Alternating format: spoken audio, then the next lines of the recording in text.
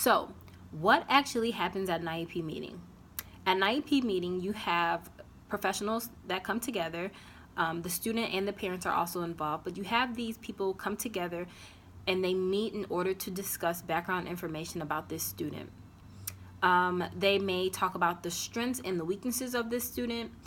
And those strengths and weaknesses don't just have to be academic, they can be academic and behavioral.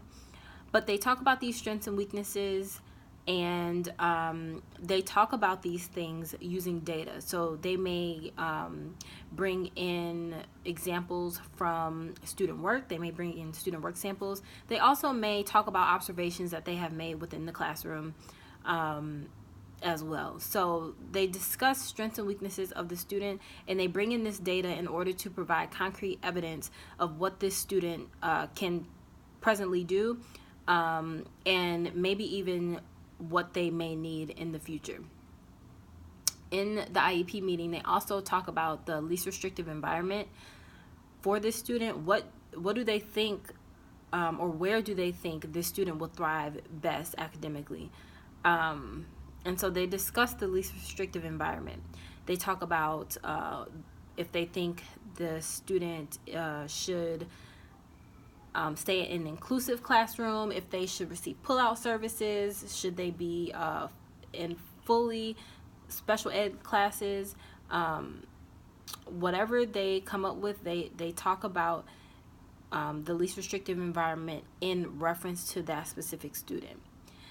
They also talk about specific accommodations and modifications that need to be made to instruction in order to ensure the academic success of the student. They want the student to be successful, so they need to discuss certain adjustments that need to be made.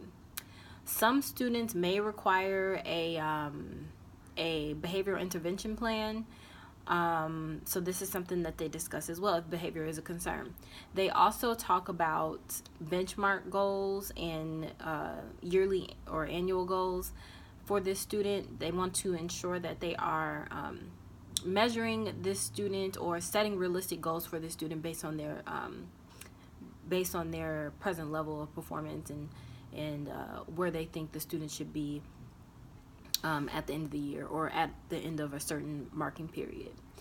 Also, depending on the age of the student, some IEP meetings may require that transition services are being talked about.